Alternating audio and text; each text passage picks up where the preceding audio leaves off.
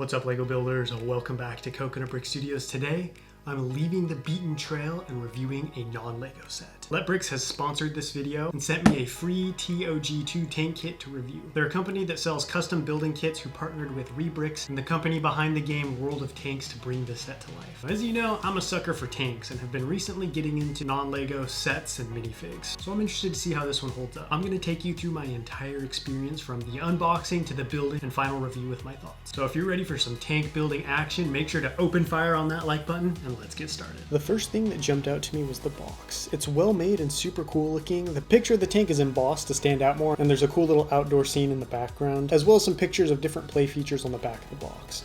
Obviously, you're not buying this just for the box, but this much attention to detail in the packaging is a good sign for the rest of the set in my opinion. I got my second big surprise when I opened the box and spilled the contents. There are numbered bags just like a Lego set, but inside of those bags are a subset of numbered bags. So bag 1 has bags 1-2 through 1-6 or whatever, which seems excessive and a little wasteful. Also, check out this sweet little dolphin tail brick separator. Was not expecting that. My biggest concern with any non-Lego sets or minifigs is the quality of the plastic. We've all seen or played with those knockoff sets and figs that have the weird colored parts and just feel cheap and low quality. So I was curious to see what these were like, and right from the start I could tell that these parts were solid. They weren't too thin and felt good in my hands, and most importantly, everything fit together snugly.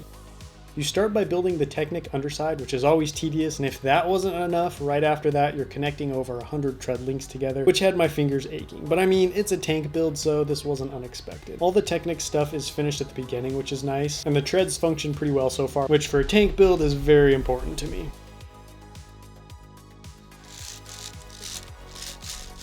The brick built portion was more intense. The clutch power on these pieces is crazy, almost a little too much. Clutch power meaning how tightly the bricks connect and hold together. I had to press really hard to get some of the pieces together, which hurt my fingers. I'm not trying to sound like a whiner over here, just wanted to make people aware, especially because this is a decent sized set, so be prepared for some tender fingertips. There was only one piece, this hose, that was too loose and didn't work. Every time I tried to put it in place, it kept popping off. Overall, it was a pretty fun build experience. I even used the dolphin tail brick separator. Well, here it is, the TOG II. This set retails for $60 US and comes with 1,427 pieces. After building and playing around with it for a bit, here's what I think. It's a lot bigger than I thought it was going to be.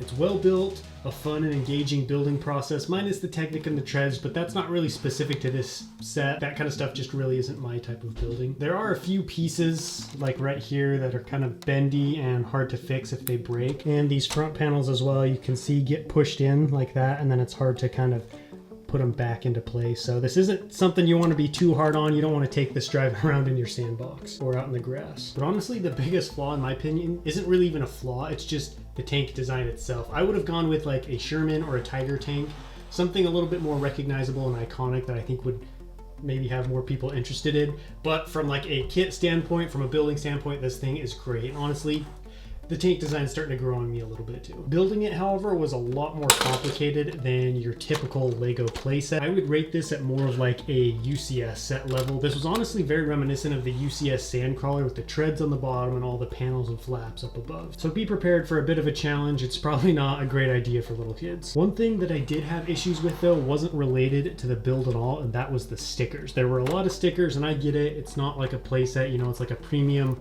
display piece intended for an older audience, so who like and appreciate this kind of detailing more, like the rivets and stuff. But some of the stickers just didn't fit right.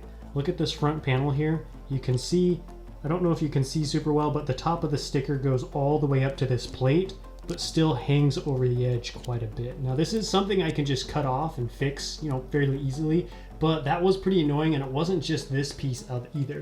There were multiple stickers that didn't fit right. Post review Ethan here. Letbricks explained the stickers are too big because you're supposed to remove the upper plastic piece once it's applied. I feel kind of dumb for not realizing this, but there wasn't any kind of explanation anywhere in the instructions. So there should probably be application instructions in the instruction booklet for people like me. But this isn't just a hefty plastic paperweight. It's got some pretty cool play functions and features as well. Starting up here at the top, we've got the turret area, and there's actually a cockpit panel that can open up. So this is like, you know, the cockpit detailing where the actual hatch would be, but you can pull this little piece off. I had to modify it slightly. There is supposed to be one more plate that goes right there to close off that gap, but if you put that plate in, it fits this panel piece in so snugly that you almost literally can't pull it out of there. So I found it easier to just have a little gap right there. That way I could remove this much easier. Inside you've got just some little interior turret detailing, some rounds behind the breech of the gun. And there isn't really any space for a minifigure or anything, but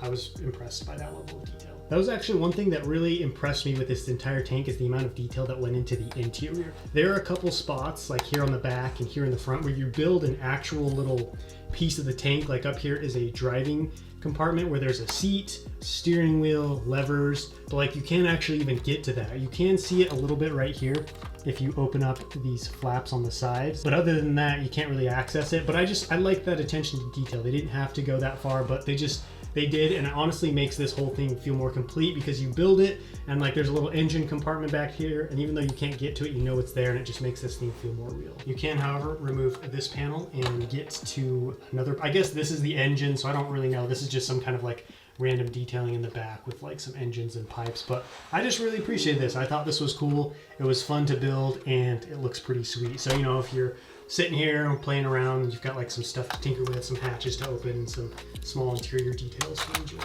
The turret does also spin 360 degrees, and the barrel can rotate up and down. So you've got a decent amount of posability with this tank as well. You can also move this secondary gun right here up and down, but this lower down one is fixed in place. Another cool little detail, you can't really see it now, but that actually looks into the driver's cockpit area. So if you shine a light in the right direction, you can actually see the seat back there. One of the most important play functions or features, which I alluded to earlier, are the movable treads. And I was interested to see like how well they actually function.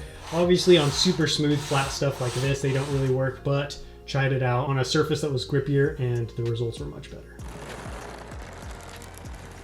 Does also come with a little World of Tanks plaque, because this was created in partnership with that game, and World of Tanks players also get a bonus when buying this set. Each one comes with redemption codes that give you access to all this stuff, which I think is pretty cool. I think in-game bonuses and perks paired with a physical set is a pretty fun idea, and I hope to see some more kits like this in the future so players can purchase their favorite tanks in real life as well. Overall, this was a good experience, and for $60, this is a great value, even if you're just looking at it from a price per piece standpoint. It's a great display piece or desk toy. My two biggest complaints are the stickers and the plastic bags. It felt wasteful having so many bags and kind of got tedious trying to find the next one. The big main bag for each number was oversized, and they could all be combined to about half the number of bags, which would make this set much more environmentally friendly. I now know to peel the stickers, but I think that should be explained in the booklet, just in case there are other people out there who don't know as well. If you're interested in picking this tank up yourself, I have a link to it in the description of the video and in the comments. From what I've seen, letbricks is a great company and has been very easy to work with. Even if you don't want this tank, they have a host of other cool sets you might be interested in. But that wraps up this video. Thank you all so much for watching, and I will catch you next time, but until then, happy building.